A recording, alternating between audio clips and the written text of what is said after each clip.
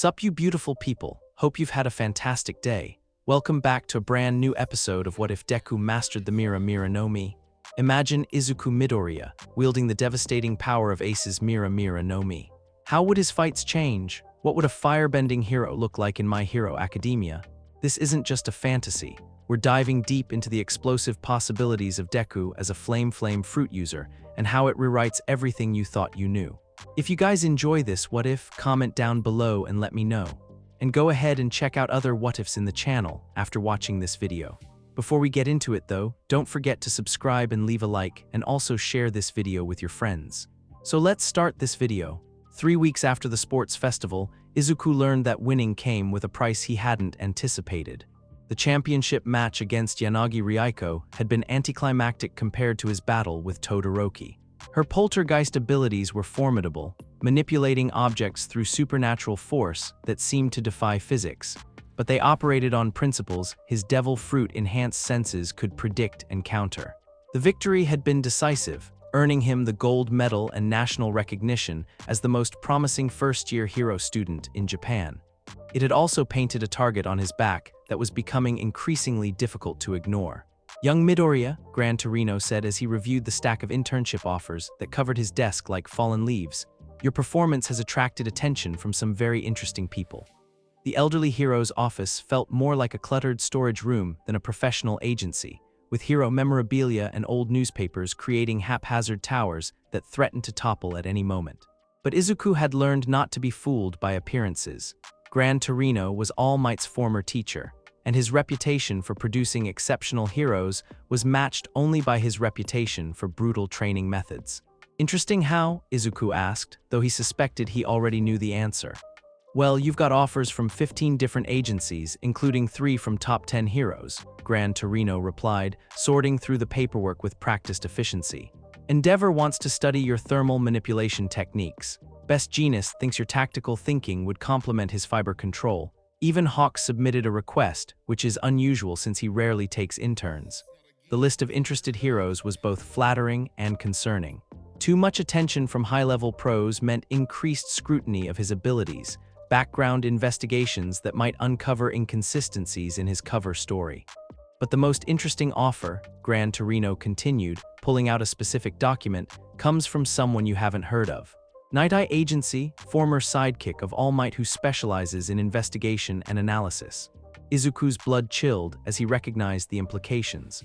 Night Eye's foresight quirk allowed him to see the future of anyone he touched, combined with analytical skills that had made him one of the most effective hero investigators in Japan.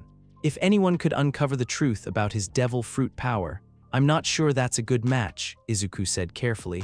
"My abilities might not work well with precognitive analysis." "Might not," Gran Torino agreed with a knowing look. "Or might work too well. The question is whether you're ready to find out which."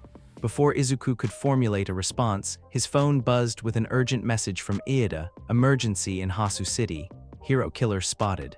"Might need backup." The blood drained from Izuku's face as he stared at the screen. Stain, the serial killer who targeted heroes he deemed unworthy, whose reputation for speed and lethality had terrorized the professional hero community for months. If Iida was planning to confront him alone, "I have to go," Izuku said, already rising from his chair. "Go where?" Gran Torino asked sharply. "And don't think about lying to me, boy. I've been reading people longer than you've been alive. Hasu City, a friend is in trouble." Gran Torino's expression grew serious as he absorbed the implications. "The hero killer? Probably. Then you're not going alone." The elderly hero was already reaching for his costume despite his advanced age.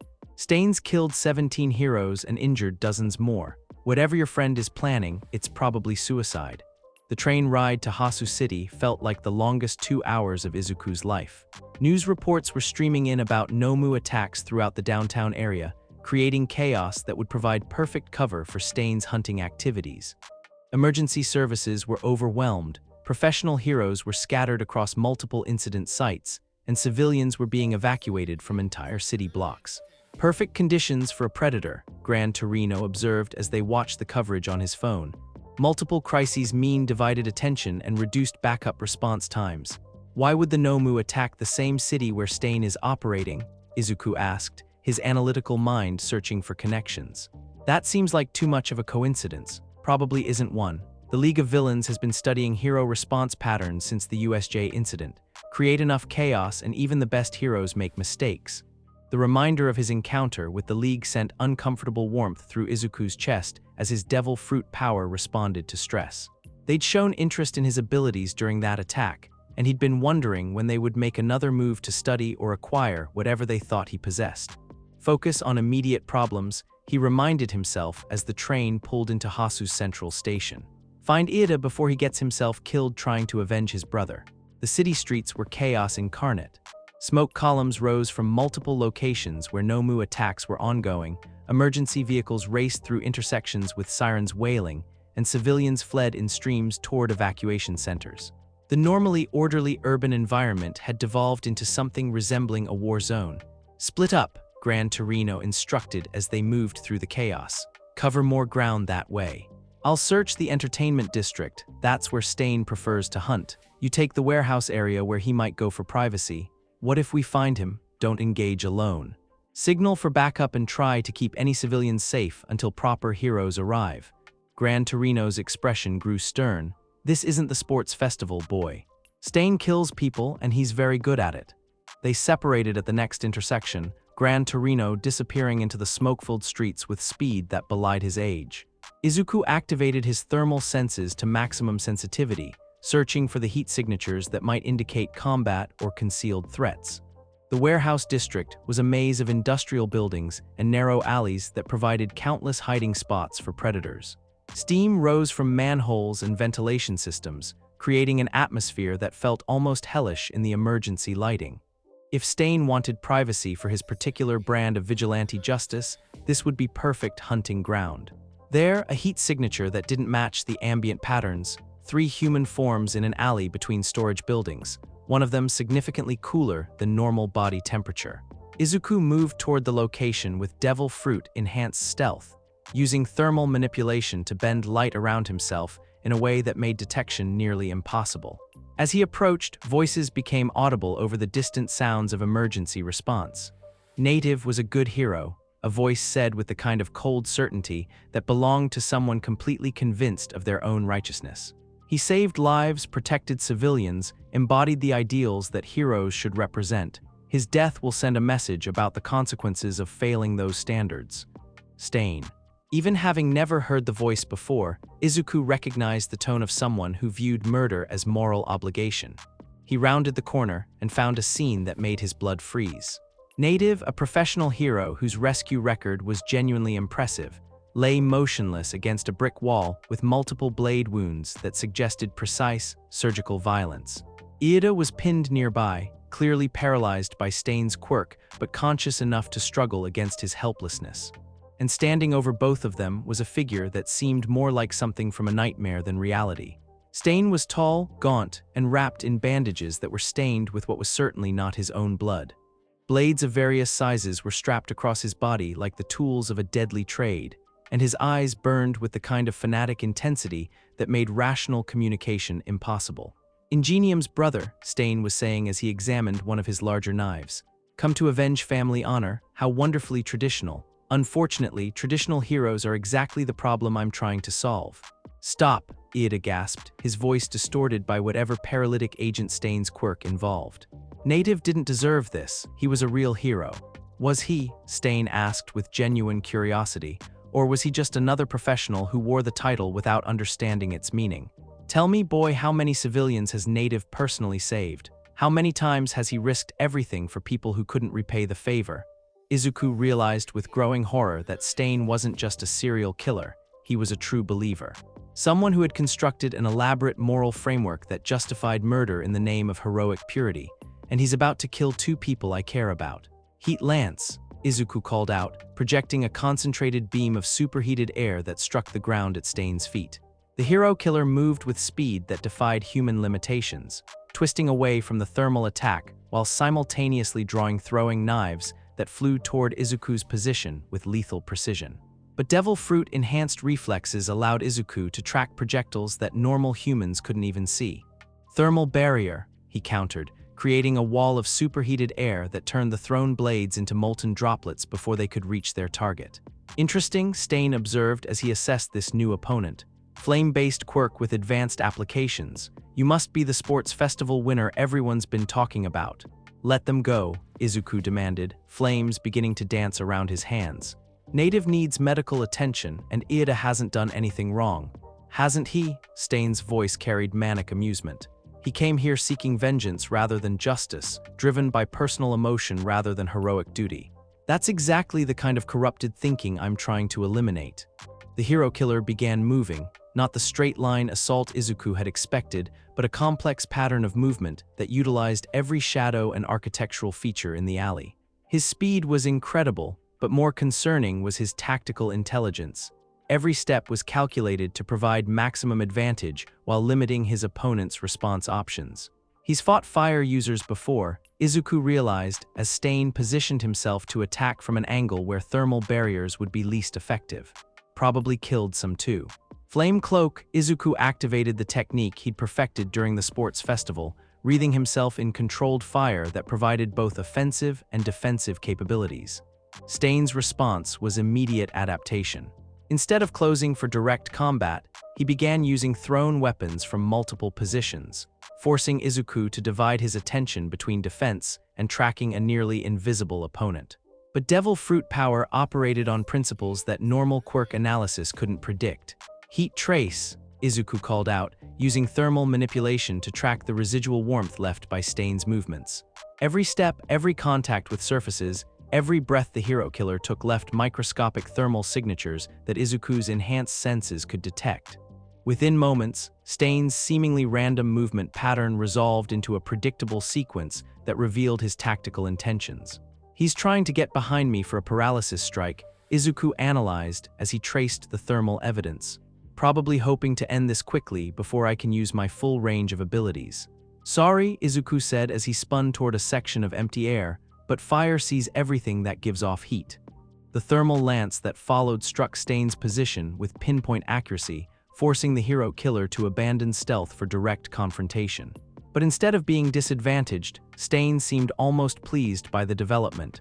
Exceptional sensory capabilities, he observed as he drew a katana-length blade from his back harness. You might actually be worth the effort to kill properly. What followed was the most intense combat of Izuku's life. Stain fought with the skill of someone who had trained for decades specifically to kill heroes, combining supernatural speed with tactical brilliance that turned every environmental feature into a weapon. His blade work was surgical in its precision, designed to disable rather than immediately kill. Apparently part of his ideology involved making heroes suffer for their perceived failures. But Izuku's Devil Fruit abilities provided advantages that conventional quirk analysis couldn't predict or counter. Phoenix Wing, he called out, using flame-powered flight to escape Stain's ground-based assault patterns. From aerial positions, his thermal manipulation became devastating area denial. The narrow alley that had provided Stain with tactical advantages became a furnace where every surface radiated heat that made prolonged combat increasingly difficult. Clever, Stain acknowledged as he sought shelter from the superheated environment.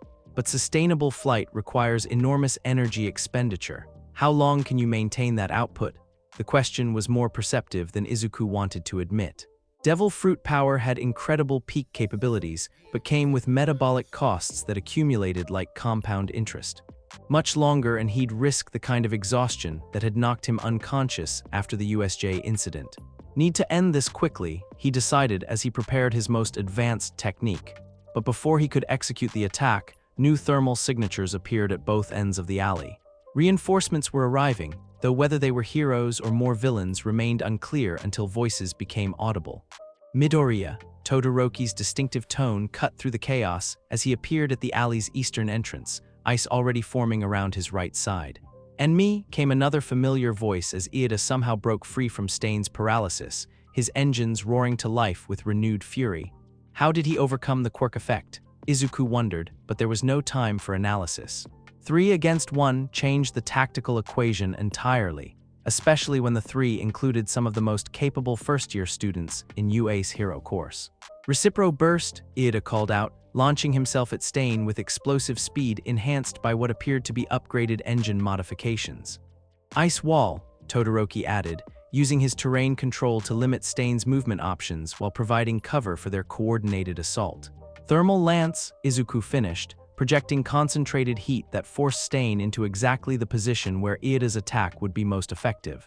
The hero killer was fast, skilled, and experienced, but he'd been fighting alone against overwhelming odds while dealing with environmental conditions that favored his opponents. When Ieda's enhanced speed connected with his position, the impact sent him flying into Todoroki's ice wall with enough force to crack both the frozen barrier and several of Stain's ribs. "It's over," Todoroki said as they surrounded the fallen villain, their combined abilities making escape impossible. But Stain's eyes still burned with fanatic intensity as he struggled to rise from the ground. "You think you've won. This changes nothing. The rot in hero society runs too deep for 3 children to cure." "Maybe," Izuku replied as sirens approached their location, indicating that professional heroes were finally arriving. "But we can start by proving that some heroes are worth the title." Stain studied Izuku's flame-wreathed form for a long moment, then nodded slowly. You might actually understand what heroism means. Don't let them corrupt that." The hero killer collapsed into unconsciousness just as Endeavor arrived with a team of professional heroes, their expressions mixing relief with confusion at finding 3 first-year students standing over the most wanted criminal in Japan.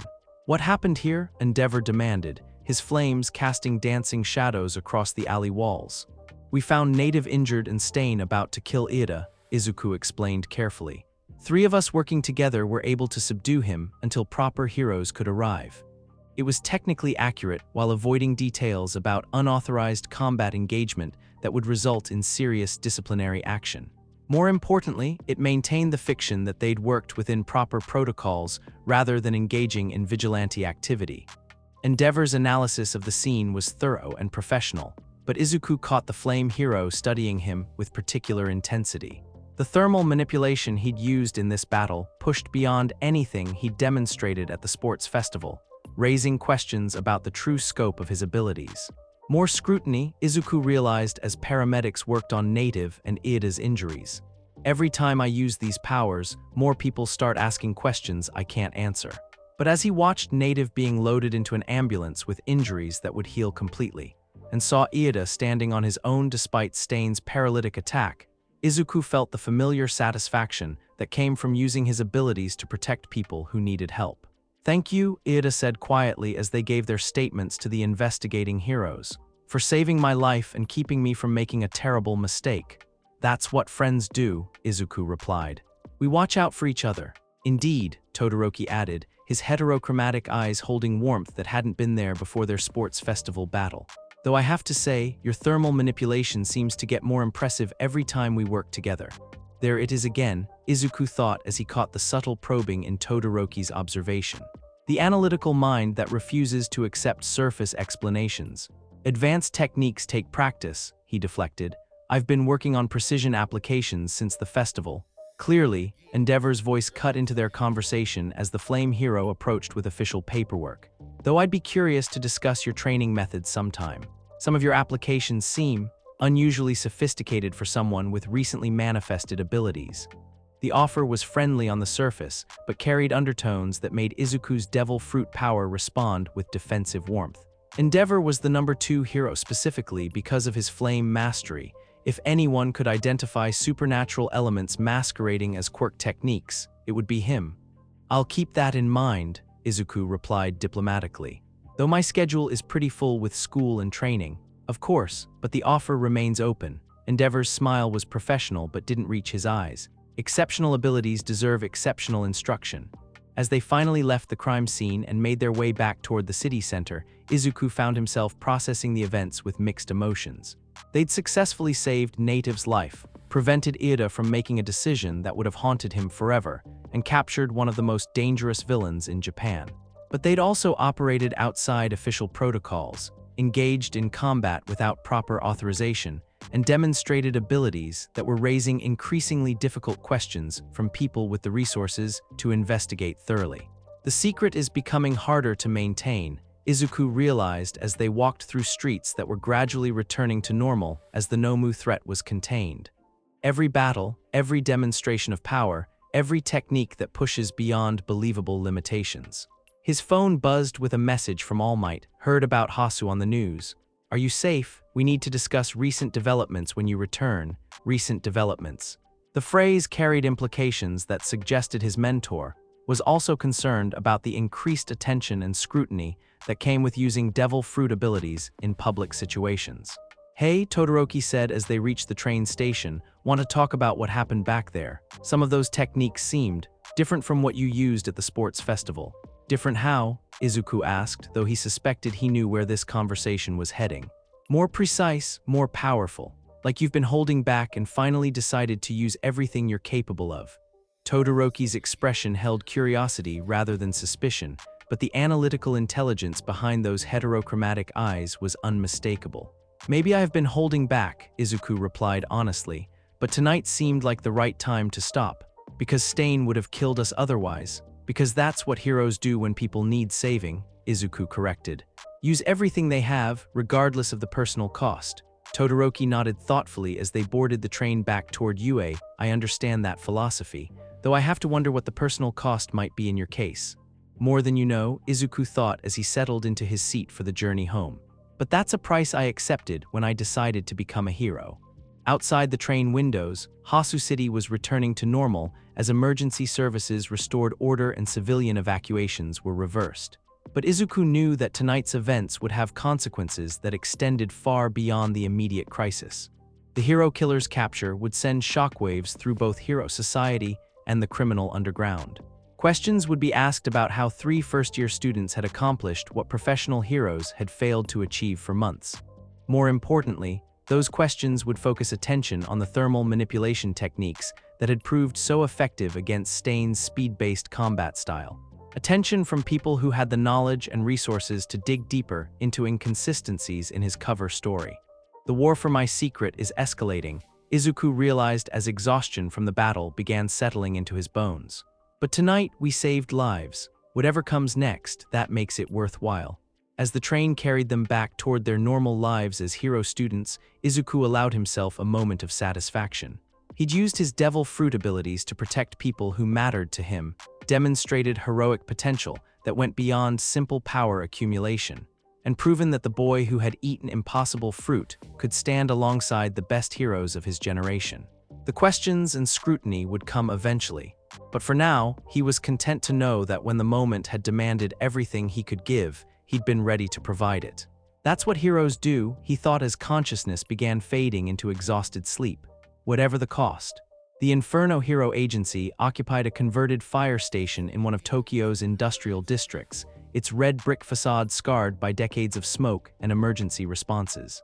Standing before the weathered building 3 days after the Stain incident, Izuku found himself questioning the wisdom of accepting an internship with a hero whose reputation was as complex as it was impressive. Inferno, real name Akira Todoroki, no relation to Shoto despite the shared surname, was a 30-year veteran whose rescue record was genuinely remarkable. Disaster sites, building collapses, industrial accidents, anywhere that required extracting people from impossibly dangerous thermal environments, Inferno was the hero agency's called first. His flame-based quirk operated on scales that rivaled Endeavor's output, while specializing in precision applications that favored life-saving over combat effectiveness. He was also notorious for operating in moral gray areas that made other heroes uncomfortable. "You're late," came a gravelly voice from the agency's entrance as Izuku approached. "Punctuality matters in rescue work. Every second can mean the difference between saving a life and recovering a corpse." The man who emerged from the building looked like he'd walked through several fires and decided he liked the experience. Burn scars covered the visible portions of his arms and face, not from lack of skill, but from decades of pushing his abilities beyond safe limitations to save people who couldn't save themselves. His hero costume was practical rather than stylish, reinforced materials designed for thermal resistance rather than aesthetic appeal. "Sorry," Izuku replied, bowing formally. "I wasn't sure about the exact address. Excuses are for people who care more about avoiding blame than solving problems," Inferno interrupted, though his tone held more amusement than genuine irritation. "Come inside. We need to discuss what you think you're here to learn." The agency's interior reflected its owner's practical approach to heroics. No glossy reception areas or merchandise displays, just functional spaces designed to support emergency response operations. Maps covered every wall, marked with incident locations, evacuation routes, and thermal hazard assessments. Communication equipment maintained constant contact with fire departments, emergency services, and other hero agencies across the city. Impressive setup, Izuku observed as they moved through the operational center. Function over form, Inferno replied. Civilians don't care how pretty your office looks when their building's on fire. They care whether you can get them out alive before the structure collapses.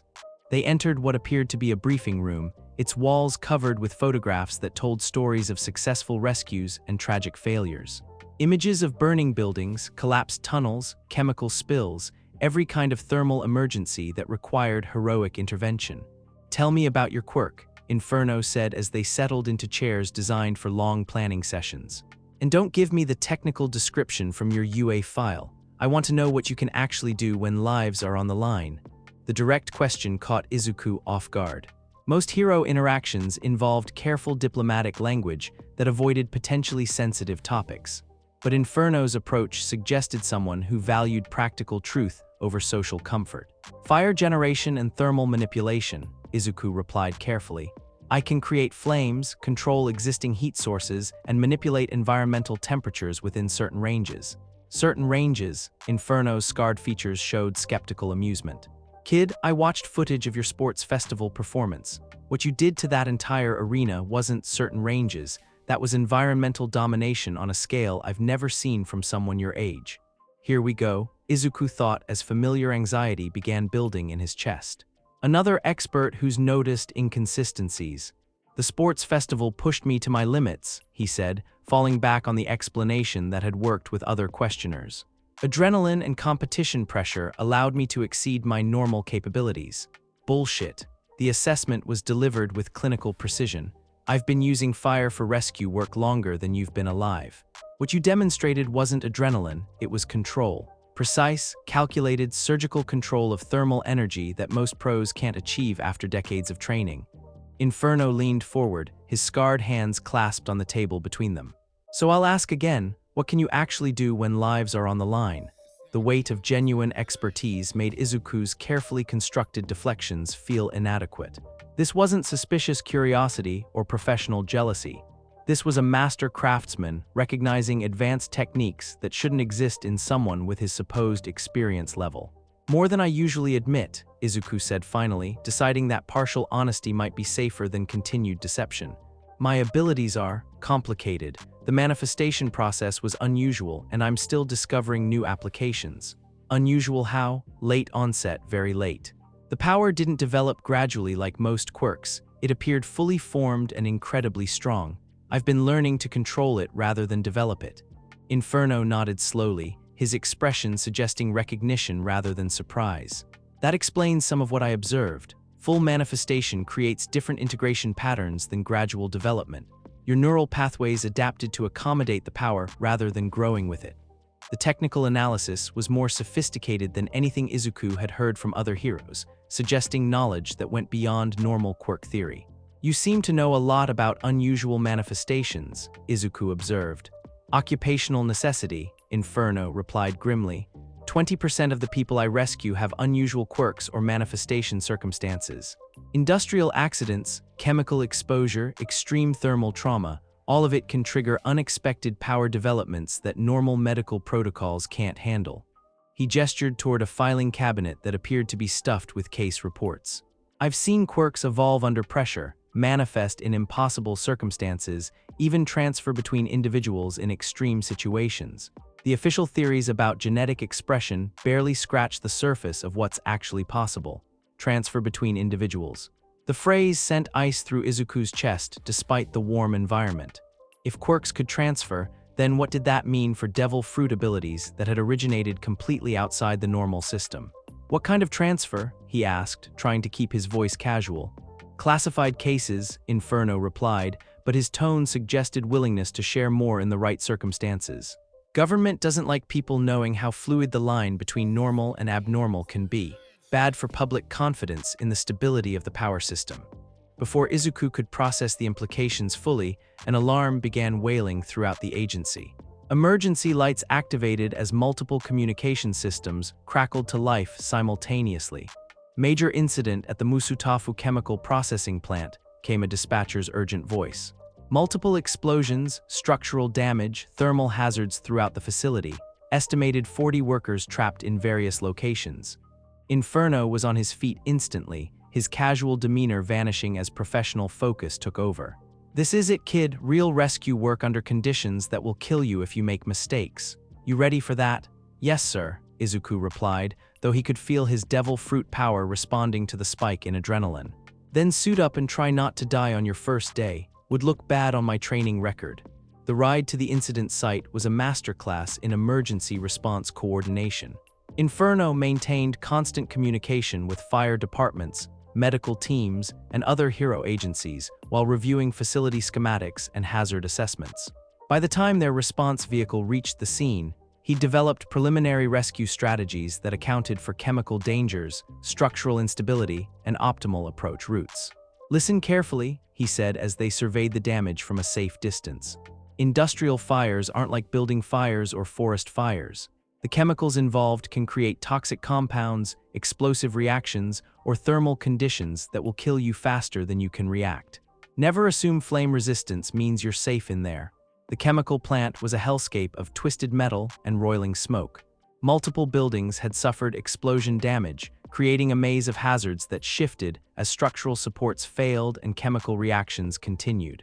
Emergency responders were establishing perimeter control, but the thermal conditions inside the facility exceeded normal firefighting capabilities. "Thermal assessment first," Inferno instructed as they approached the command post. "I need to know temperature distributions, chemical composition of the smoke, and structural stability before we risk civilian or hero casualties." Izuku activated his thermal senses to maximum sensitivity, his devil fruit-enhanced perception cutting through the chaos to reveal the underlying heat patterns. What he found was far worse than the external damage suggested. Multiple hot spots throughout the facility, he reported. Some areas approaching 1500 degrees Celsius, that's hot enough to melt steel. The eastern building has thermal patterns that suggest chemical reactions are still ongoing. Chemical composition, that was trickier. Izuku's abilities could detect thermal signatures but not specific molecular identification. However, his enhanced senses were picking up patterns that suggested dangerous combinations. Mixed hydrocarbons with metallic catalysts, he guessed based on the thermal behavior he was observing. Probably explosive under the right conditions, definitely toxic if inhaled. Inferno's scarred features showed approval. Good analysis. Now, evacuation priorities. Izuku studied the facility layout with his thermal vision, identifying heat signatures that represented trapped personnel. 12 people in the western building, relatively safe temperature zone but smoke inhalation risk. 23 in the central facility, mixed conditions ranging from manageable to critical. 5 in the eastern building, he trailed off as he analyzed the thermal data from that section. "What about the eastern building?" Inferno prompted. "The temperatures there should be lethal," Izuku said slowly. "But I'm detecting human heat signatures that seem stable. Either my readings are wrong, or those people have some kind of protection I'm not understanding. Or they have unusual quirks that provide thermal resistance," Inferno observed. "Which means standard rescue assumptions don't apply. We'll need to adapt our approach based on actual conditions rather than theoretical limitations." What followed was the most intense rescue operation of Izuku's life. Working alongside Inferno taught him applications of thermal manipulation he'd never considered.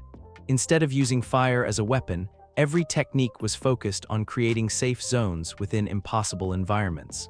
Thermal barriers that protected against radiant heat while allowing air circulation. Controlled combustion that eliminated toxic gases while maintaining breathable atmosphere. Precision heating that could melt through structural barriers without triggering explosive reactions. Zone creation, not destruction, Inferno explained as they advanced through the central facility. Every flame you generate should make the environment safer for civilians, not more dangerous. The difference in philosophy was profound. Where combat-focused fire users thought in terms of overwhelming offense, rescue specialists had to consider every thermal effect on multiple targets simultaneously. Burn the wrong material and you created toxic smoke. Heat the wrong structural element and you caused catastrophic collapse. Generate too much thermal energy and you cooked the people you were trying to save. Thermal lance precision application. Izuku called out as he used controlled heat to weaken specific bolts that were trapping workers beneath collapsed machinery. Good technique, Inferno approved as they carefully extracted injured personnel. But watch your energy expenditure. Rescue operations can last hours. You need sustainable output rather than peak performance. They worked through the facility systematically, using Izuku's thermal sensing to identify safe routes, while Inferno's experience guided tactical decisions. Each rescued worker was a small victory, but the eastern building remained a problem that conventional approaches couldn't solve. Temperature readings are off the charts in there, fire department officials reported as they reviewed the latest sensor data. Nothing human should be able to survive those conditions, but we're definitely detecting life signs. Quirk-enhanced survival, Inferno diagnosed after studying the thermal patterns. Which means we need unconventional rescue methods. He turned to Izuku with an expression that suggested dangerous possibilities. How much environmental control can you actually handle? And don't give me safe answers, I need to know your absolute limits. The question demanded honesty that Izuku hadn't been prepared to provide, but with 5 lives hanging in the balance, careful concealment seemed less important than effective action. More than I've shown publicly, he admitted, but pushing to those levels carries risks I don't fully understand. Explain. Large-scale thermal manipulation requires energy output that exceeds normal human metabolic capabilities. I can do it, but the recovery time afterward can be significant. Inferno's scarred features showed understanding rather than surprise. Quirk overextension syndrome. Happens to about 15% of rescue specialists at some point in their careers. Your power has the range to create survivable conditions in that building, probably. But I'd need to maintain precise control over a huge area while filtering toxic gases and managing multiple chemical reactions simultaneously. If I make a mistake, people die, Inferno finished bluntly. But if we don't try, they definitely die. Your call, kid. This is what real heroism looks like, making impossible choices under impossible pressure. Izuku looked at the eastern building, its structure wreathed in smoke and heat that should have been instantly lethal. Inside, 5 people were somehow surviving conditions that exceeded human limitations, waiting for rescue that conventional methods couldn't provide. This is why I ate that fruit, he realized as determination crystallized in his chest. Not for competition or recognition, but for moments like this when impossible power is the only thing standing between life and death. I'll do it, he said quietly, but I'll need you to handle evacuation coordination. If I'm maintaining that level of environmental control, I won't be able to manage anything else.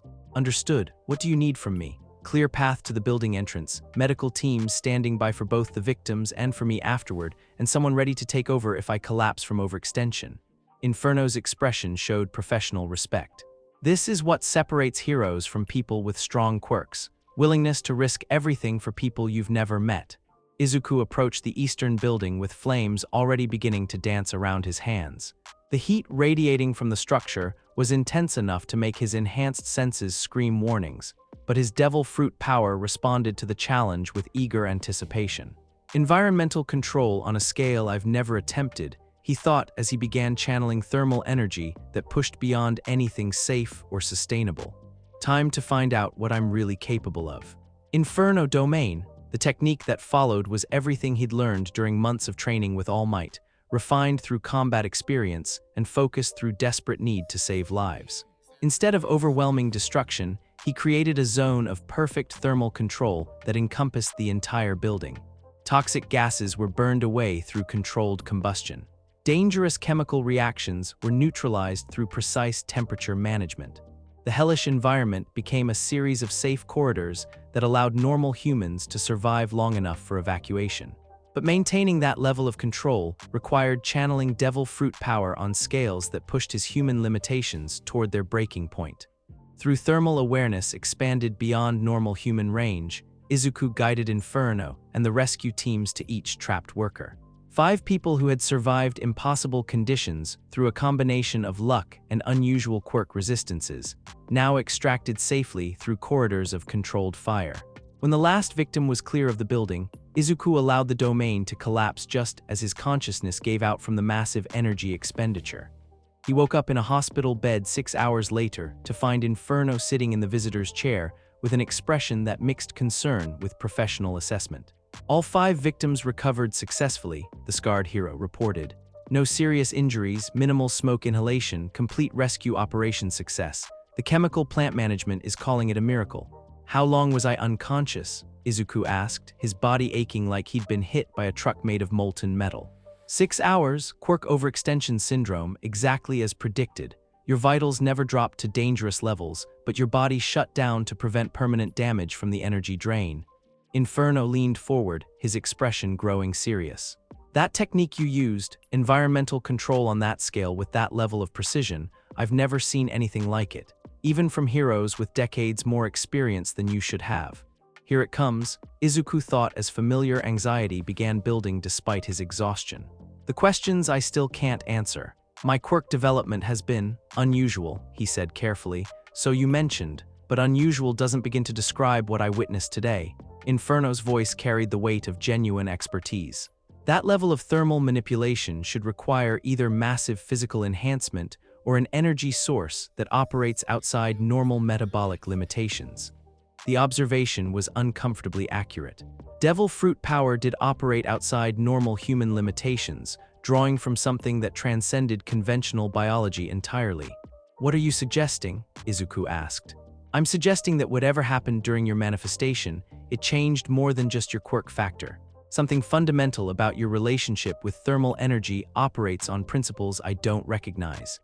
Inferno was quiet for a moment, clearly processing implications that went beyond simple quirk analysis. There are things the government doesn't want people to know, he said finally. Quirks that don't follow the normal rules, power sources that exist outside the official framework, manifestation circumstances that challenge everything we think we understand about human enhancement. The weight of hidden knowledge hung in the air between them like a blade. Whatever Inferno suspected, it went far deeper than simple concern about unusual techniques. Why are you telling me this? Izuku asked. Because I think you're carrying secrets that could get you killed if the wrong people figure them out. And because today, you proved you'll use whatever power you have to save lives rather than serve your own interests. Inferno rose from the visitor's chair, his scarred features showing resolve that spoke to difficult decisions. Your internship continues for another week. I'm going to teach you advanced applications that push the boundaries of what thermal manipulation should be capable of. Techniques that will prepare you for challenges that normal hero training can't address. What kind of challenges? The kind that come from operating in moral gray areas where conventional heroism isn't sufficient. Inferno's expression grew grim. There are threats building that will require heroes who can make impossible choices under impossible pressure. What you demonstrated today suggests you might be capable of that kind of responsibility. As Inferno left the hospital room, Izuku found himself processing the day's events with mixed emotions. He'd successfully completed his first major rescue operation, saved 5 lives through creative application of his abilities, and demonstrated heroic potential that went beyond simple power accumulation. But he'd also revealed capabilities that raised questions from someone with the knowledge and connections to investigate thoroughly. The secret of his devil fruit power was becoming increasingly difficult to maintain as he used it in situations that demanded everything he could provide. The price of being a real hero, he thought as exhaustion began pulling him back towards sleep. Using everything you have when people need saving, regardless of the personal consequences. Outside his hospital window, the city lights twinkled like scattered stars, each one representing people going about their lives in safety, because heroes stood ready to face impossible dangers on their behalf. Tomorrow would bring new challenges, new opportunities to develop his abilities in service of others. But tonight, 5 families would go to sleep knowing their loved ones had been saved by heroes who refused to accept impossible odds. That's what makes it worthwhile, Izuku decided as consciousness faded. Everything else is just details. The atmosphere in Class 1A was electric with nervous energy as Aizawa explained the format for their final practical exams. Students shifted in their seats, some confident, others clearly anxious about what was coming next in their heroic education. Your practical exam will pit teams of 2 students against 1 pro hero, their homeroom teacher announced with his characteristic deadpan delivery. You'll have 30 minutes to either capture the hero with these special handcuffs, or have 1 team member escape through the designated exit. He held up a pair of restraints that looked deceptively simple, but were clearly designed to contain even powerful quirk users. The pro heroes have been instructed to treat this as a real combat scenario. They will not hold back simply because you're students. Izuku felt his devil fruit power responding to the spike in adrenaline with familiar warmth. After his internship with Inferno, the idea of facing professional heroes in controlled combat was both exciting and nerve-wracking. He'd learned techniques that pushed the boundaries of what thermal manipulation should be capable of, but using them publicly would raise questions he still wasn't prepared to answer. Team assignments, Aizawa continued, consulting his tablet with practiced efficiency. Todoroki and Yaoyorozu versus Eraserhead, Kirishima and Sato versus Cementos. Asui and Tokoyami versus Ectoplasm. The partnership seemed designed to challenge students' comfort zones while testing specific skill combinations. Izuku waited for his name to be called, wondering who he'd be paired with and which pro hero they'd face. Midoriya and Bakugo versus All Might. The classroom fell silent as the implications sank in. Not only were the two most volatile personalities in their class being forced to work together, but they'd be facing the symbol of peace himself, arguably the most powerful hero in the world. This should be interesting, Kaminari whispered to Shiro, echoing what everyone was thinking. Izuku glanced toward Bakugo, who was staring at him with an expression that mixed anticipation with something approaching hunger. Their relationship had been strained since the sports festival, with Bakugo's suspicions about his true abilities creating tension that affected their entire class dynamic. "Problem?" Aizawa asked, noting the extended silence. "No problem," Bakugo replied with false calm, his voice carrying undertones that promised violence. "Just looking forward to finally settling some questions." This is going to be complicated, Izuku thought as he processed the tactical implications. Working with someone who suspected his deepest secrets while facing All Might, his secret mentor who would have to treat him as just another student for the sake of maintaining their cover. "Practical exams begin in 1 hour, Aizawa announced as he gathered his materials. "Use the time to strategize with your partners, and remember, these heroes are not your teachers today. They are your opponents, and they will treat you accordingly." The strategy session with Bakugo was exactly as painful as Izuku had expected. They'd found a quiet corner of the school's preparation area, but the explosive blonde's idea of tactical planning seemed to involve mostly accusations and barely contained rage. "I don't care what bullshit story you've been feeding everyone else," Bakugo said without preamble, his voice low but intense. "I know your quirk isn't what you claim it is. The question is whether you're going to stop lying long enough for us to beat All Might." "My quirk registration is accurate," Izuku replied carefully. "Thermal manipulation with flame generation. Everything I've done falls within those parameters." "Bullshit. The curse was delivered with clinical precision. I've studied every fire quirk in the databases, analyzed every thermal manipulation technique in existence. What you did at the sports festival, what you've been doing since then, none of it follows normal rules." Bakugo leaned forward, his crimson eyes boring into Izuku's with uncomfortable intensity. "So here's the deal. We're about to face the strongest hero in the world, and I need to know what you're actually capable of, not the careful, limited demonstrations you've been giving everyone else. Your real power." The demand for honesty was both reasonable and impossible. Working effectively against All Might would require coordination that depended on understanding each other's capabilities completely. But revealing the truth about his devil fruit power would expose secrets that went far beyond just quirk classification. "What I'm capable of depends on the situation," Izuku said finally. "High-stress combat allows me to push beyond normal limitations, but it comes with costs I don't fully understand." "Costs like what?" "Energy depletion that can knock me unconscious for hours. Physical strain that takes days to recover from. And," he hesitated, then decided partial honesty was safer than continued deception. "Sometimes the power feels like it has a mind of its own. Like it wants to do more than I'm consciously directing." Bakugo's expression showed recognition rather than surprise. "Quirk evolution under pressure. I've read about cases where intense combat triggers new manifestations or enhanced capabilities." The explanation was close enough to the truth to be useful without revealing the supernatural elements that made devil fruit power fundamentally different from genetic abilities. "The point is," Izuku continued, "I can probably handle more than you've seen, but using everything I have carries risks for both of us." "Then we don't use everything," Bakugo replied with tactical thinking that surprised Izuku. "We use enough to win without killing ourselves. All Might's strong, but he's not invincible. And more importantly, he's been teaching us, which means he knows our fighting styles and will expect conventional applications." The analysis was perceptive in ways that reminded Izuku why Bakugo was considered one of their class's most formidable combatants. Aggressive and short-tempered, yes, but also tactically brilliant when he chose to think instead of simply attacking. "What are you suggesting?" Izuku asked. "Combination techniques neither of us has used before. Your thermal manipulation enhancing my explosions, my blast force spreading your fire effects over larger areas. Things he won't expect because we've never worked together before." The strategy made sense on multiple levels. All Might would be prepared for their individual fighting styles, but might not anticipate creative collaboration between two students whose relationship had been openly antagonistic. "There's something else," Bakugo continued, his voice growing quieter. "Whatever your real power is, whatever secrets you're hiding, I don't care as long as you use them to win. This isn't about exposing you anymore. This is about proving we're ready to be real heroes." "He means it," Izuku realized as he caught the genuine determination in Bakugo's voice. For him, this exam is about validation, not personal grudges. "All right," Izuku said, extending his hand. "Partners." Bakugo stared at the offered handshake for a moment, then grasped it with explosive force that spoke to years of competitive tension finally being channeled toward common purpose.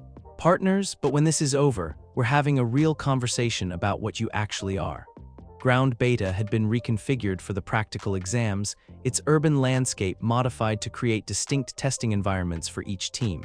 As Izuku and Bakugo approached their designated area, they could see All Might waiting in the center of what appeared to be a simplified city district. The symbol of peace stood motionless in his muscle form, cape billowing in the artificial breeze generated by the testing facility's climate systems. Even from a distance, his presence was overwhelming, raw power contained within human form, ready to demonstrate why he'd held the title of world's greatest hero for decades. "Nervous?" Bakugo asked as they checked their equipment one final time. "Terrified," Izuku admitted honestly. Same, but also excited." Bakugo's grin was sharp with anticipation. "How many people get the chance to fight All Might at full power?" "He won't be at full power," Izuku thought, remembering the secret of All Might's declining condition. "But he'll be more than strong enough to defeat us if we make mistakes." "Practical exam begins in 30 seconds. Present Mike's voice echoed across the testing area. "Remember, capture or escape within 30 minutes. Begin when you hear the starting signal." Izuku activated his thermal senses to maximum sensitivity, scanning the urban environment for tactical advantages while monitoring All Might's position. The symbol of peace remained motionless in the central plaza, apparently waiting for them to make the first move. "He's treating this like a real combat scenario," Izuku analyzed as he studied All Might's stance and positioning. "No teaching, no guidance, just professional opposition that will test everything we've learned." "Begin." Present Mike's signal echoed across Ground Beta as the most challenging exam of their academic careers officially started. Bakugo's opening move was characteristically direct, explosive propulsion that launched him toward All Might's position with enough force to level a building. But instead of a frontal assault, he curved his trajectory at the last moment, using the distraction to position Izuku for a flanking attack. "Thermal Lance," Izuku called out, projecting concentrated heat toward All Might's position while Bakugo approached from the opposite angle. All Might's response was everything they'd expected and worse. He moved with speed that made him appear to teleport, avoiding both attacks while positioning himself to counter with devastating efficiency. Detroit Smash. The punch that followed wasn't aimed directly at either student. All Might was too skilled to risk serious injury to teenagers, but the shockwave from his fist meeting empty air was enough to send both boys flying in opposite directions. Izuku used flame propulsion to control his landing, while Bakugo employed explosion-powered recovery, but the message was clear. Conventional attacks wouldn't work against someone operating on All Might's level. "Combination tactics," Bakugo shouted as he regrouped, explosions crackling around his palms. "Give me thermal enhancement." Understanding immediately, Izuku began superheating the air around Bakugo's position. The elevated temperature increased the efficiency of his explosive reactions while creating thermal updrafts that enhanced his mobility options. "Howitzer impact," Bakugo called out, launching himself skyward on enhanced explosions before diving toward All Might with spinning attacks that generated tremendous force. But All Might was ready for the combination technique. Instead of dodging, he caught Bakugo's enhanced assault with one hand, using his opponent's momentum to redirect the attack harmlessly into the ground. Excellent teamwork, All Might acknowledged as he held Bakugo in an unbreakable grip, but predictable application of enhanced capabilities. That's when Izuku realized their fundamental mistake. They'd been thinking of this as a combat exercise, trying to match All Might's overwhelming strength with creative technique combinations. But the victory conditions weren't about defeating him in direct confrontation. Capture or escape, he reminded himself as he watched All Might demonstrate why decades of experience trumped raw power. We don't need to beat him, we just need to complete one of the objectives. Bakugo, he called out. Distraction protocol, his partner understood immediately. Instead of trying to break free from All Might's grip, he triggered a series of small explosions designed to create smoke, noise, and chaos rather than direct damage. Under cover of the confusion, Izuku began channeling devil fruit power in ways that pushed beyond anything he'd demonstrated publicly at UA Heat Maze. The technique was something he'd developed during his internship with Inferno, environmental manipulation that created thermal barriers invisible to normal sight, but capable of redirecting movement and limiting tactical options. Within seconds, the central plaza became a three-dimensional puzzle where certain areas were simply too hot to traverse safely. All Might found his movement options suddenly constrained as invisible walls of superheated air forced him into predictable paths.